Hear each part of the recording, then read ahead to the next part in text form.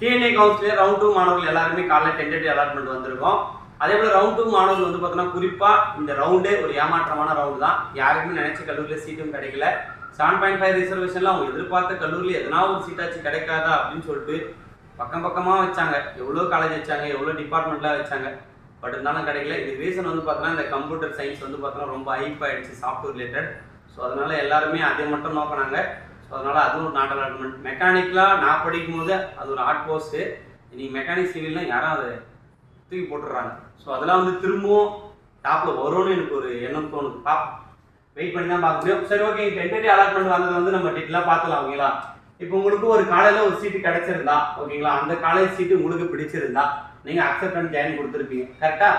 அதே போல் உங்களுக்கு நீங்கள் வச்சிருந்த சாய்ஸ் பில்ல உங்களுக்கு வந்து பார்த்தோன்னா ஒரு 5வது இடத்துலையோ ஒரு 10வது இடத்துலையோ ஒரு கல்லூரி கிடைச்சிருந்தா, எனக்கு அந்த காலேஜே ஓகே, எனக்கு மேல் காலேஜில் எனக்கு எதனா சீட்டு கிடைச்சா ரொம்ப நல்லா இருக்கும் அப்படின்னா அக்செப்ட் அண்ட் அப்வர்டு கொடுப்பீங்க. நீங்கள் அக்செப்ட் அண்ட் அப்வர்டு கொடுத்தாலே நீங்கள் எங்கன்னா அங்கேயே அது கொடுக்கும்போதே டிஎஃப் சென்டர் கேட்கும். அதோட லொக்கேஷன் நாங்கள் இது பண்ணிடுவீங்க.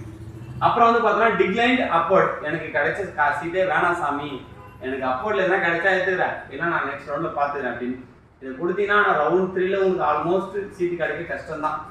அதே போல் வந்து பார்த்தீங்கன்னா declined move to next round. எனக்கு கிடைச்ச சீட்டே எனக்கு வேணாம், அது எனக்கே தெரியாமல் எப்படி கிடச்சிருச்சு, அது வேண்டாம், நான் நெக்ஸ்ட் ரவுண்டில் ஏதாவது பார்த்துக்கிறேன் அப்படின்றது இந்த ஆப்ஷன். அப்புறம் வந்து பார்த்தீங்கன்னா டிக்ளைன் அண்ட் குயிக். எனக்கு சீட்டை வேணாம், அந்த கவுன்சிலிங்கும் வேணாம் அப்படின்னு சொல்லிட்டு வெளியே போகிறது அப்படின்னு பல மாணவர்கள் பண்ணியிருக்காங்க.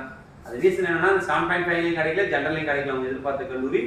அது ரீசன் என்னென்னா இந்த சாஃப்ட்வேர் ரிலேட்டடான கோர்சஸ் வந்து பார்த்தோன்னா ரொம்ப பீக் பண்ணி விட்டீங்க. ஸோ அது எப்படின்னா வீடியோ போட்டு சரி. அப்புறம் வந்து பார்த்தோன்னா டென்டேட்டிவ் அலாட்மெண்ட்டும் உங்களுக்கு காலைல வந்துருக்கு 29. நீங்கள் நாளைக்கு 5:30 5 மணிக்குள்ளே நாளைக்கு நீங்கள் கன்ஃபார்ம் பண்ணி ஆக வேண்டும். அப்படி கன்ஃபார்ம் பண்ணவில்லை என்றால் உங்களுடைய சீட்டு அந்த காலேஜில் உங்களுக்கு கிடையாது. அது அடுத்த ரவுண்டு மாணவர்களுக்கு கிடைச்சிடும். ஸோ அதே போல் வந்து பார்த்தோன்னா அக்செப்ட் அண்ட் ஜாயின் கொடுத்தவங்க, ஓகேங்களா, அக்செப்ட் அண்ட் ஜாயின் கொடுத்தீங்கன்னா உங்களுக்கு ப்ரொஃபஷனல் லெட்டர் வந்து என்னைக்கு வரும்னா 31ஆம் தேதியே உங்களுக்கு வந்துவிடும். அதே போல் அக்செப்ட் அண்ட் அப்வர்டு கொடுத்தீங்கன்னா உங்களுக்கு வந்து பார்த்தோன்னா 31ஆம் தேதி உங்களுக்கு என்ன வரும்னா டென்டேட்டிவ் அலாட்மெண்ட் வரும். அந்த டென்டேட்டிவ் அலாட்மெண்ட் நீங்கள் என்ன பண்ணணும்னா எடுத்துக்கிட்டு அக்செப்ட் அண்ட் ஜாயின் கொடுத்தவங்க எங்கே போனோம்னா உங்களுக்கு அக்செப்ட் அண்ட் ஜாயின் கொடுத்தீங்கன்னா நீங்கள் காலையில் போய் ரிப்போர்ட் பண்ணணும். 31லேருந்து 4ஆம் தேதி வரைக்கும் அதுக்குள்ளே போயிடணும். அதே போல் வந்து பார்த்தீங்கன்னா அக்செப்ட் அண்ட் அப்வர்டு கொடுத்துருந்தீங்கன்னா டிஎஃப் சென்டருக்கு போகணும் நீங்கள். ஓகே, அவங்களோட டாக்குமெண்ட் எல்லாத்தையும் எடுத்துகிட்டு அது முதல் பட்டதாரி போஸ்ட் மெட்ரிக் ஸ்காலர்ஷிப்னா அவங்க வந்து பேமெண்ட் கேட்க மாட்டாங்க. மற்றபடி இருந்தீங்கன்னா நீங்கள் 25,000 ரூபாய் எடுத்துகிட்டு போனோம். டாக்குமெண்ட் எல்லாமே அதில் கொடுத்துருப்பாங்க, அதெல்லாம் எடுத்துகிட்டு போங்க. அவங்க வந்து பார்த்தீங்கன்னா 31லேருந்து 4ஆம் தேதி வரைக்கும் நீங்கள் காலேஜில் டிஎஃப் சென்டரில் போய்ட்டு ரிப்போர்ட் பண்ணணும். இந்த டிஎஃப் சென்டர் போகிறவங்க மட்டும் ப்ரொஃபஷனல் லெட்டர் வந்து பார்த்தோன்னா 3rd ரவுண்ட் ஸ்டார்ட் பண்ணுற காலையில் 7/8/2025 உங்களுக்கு சீட்டு கிடைச்சிடும். ஸோ தெளிவாக சொல்லிடுறேன், ரவுண்ட் 3 மாணவர்கள் யாராவது 7.5 விழுக்காடில் சீட்டு கிடைக்கணும்னு சொல்லிட்டு வெயிட் பண்ணியிருந்தீங்கன்னா அந்த ஆசையை ஸ்கிப் பண்ணிவிடுங்க. அப்படி கிடைச்சாலும் அந்த கல்லூரியில் 3லேருந்து 5 பேர் தான் படிப்பாங்க. மேக்ஸிமம் 15-20 பேராக தான் இருக்கும். நல்லா புரிஞ்சுங்க. ஏன்னா எல்லா காலேஜும் எவ்வளோ காலேஜஸ் பசங்க வச்சு அனுப்புனானுங்க.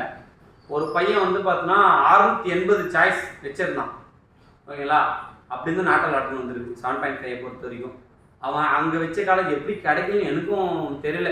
பட் இருந்தாலும் அதனால் சுதாரணமாக இருந்துட்டு ஜென்ரலையும் சாய்ஸ் ஃபில் பண்ணேன் நினைங்க. இல்லைனா இன்ஜினியரிங் படிப்பு தான் படிக்கணும்னு அவசியம் இல்லை.